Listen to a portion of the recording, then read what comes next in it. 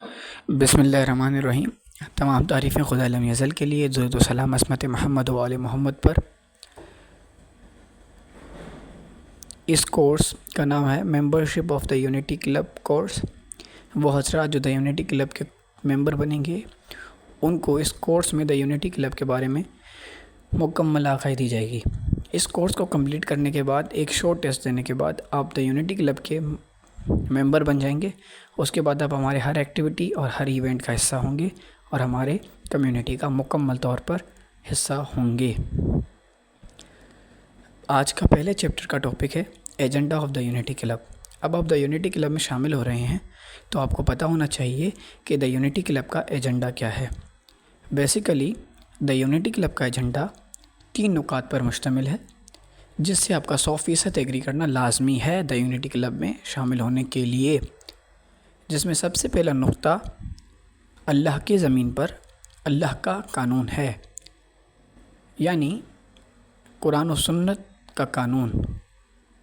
Democracy کی ہمیں کوئی ضرورت نہیں، اللہ کی زمین پر اللہ ہی کا قانون ہوگا، اور اس کے نفاذ کے لیے آنے والی نسلوں کو اس سے آگاہی دینے کے لیے اور نظام الہی، نظام خلافت کی طرف متوجہ کرنے کے لیے دا یونٹی کلب ہر ممکن کوشش کرتی رہے گی۔ پہلا نقطہ یہ ہے کہ آپ اس بات سے متفق ہوں کہ یہ جو زمین ہے پروردگار کی، اس پر نظام بھی اللہ ہی کا ہونا چاہیے، قرآن اور سنت کا نظام ہونا چاہیے، جس کے لیے یہ ملک پاک سرزمین بنا تھا۔ اور قائد اعظم کے خطبات سے بات واضح ہے کہ ہمارا پاکستان کے لیے مطالبہ فقط ایک زمین کا ٹکڑا نہیں بلکہ ایک ایسی تجربہ گاہ ہے کہ جہاں ہم اسلامی اصولوں کے مطابق مکمل زندگی گزار سکیں۔ دوسرا نقطہ یہ ہے کہ اتحاد امت۔ ہم سب مسلمان ہیں، نہ شیعہ ہیں، نہ سنی، نہ دیوبندی ہیں، نہ بریلوی۔ ہم سب مسلمان ہیں، ہم سب ایک امت ہیں۔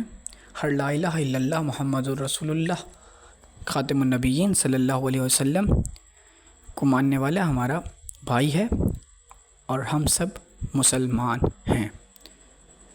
تیسرا نقطہ دا یونٹی کلب میں شمولیت کے لیے وہ ہے saving the youth from false ideologies, یعنی ہم اپنی آنے والی نسلوں کو فالس آئیڈیالوجیز سے بچائیں گے۔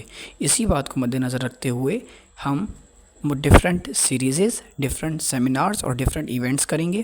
ان میں اپنی آنے والی یوتھ کو دور حاضر کی برائیوں اور غلط نظریات کے بارے میں آگاہ کریں گے۔ یہ 3 مقاصد ہیں دا یونٹی کلب کے، اور آپ کو ان تینوں مقاصد سے 100% متفق ہونا پڑے گا۔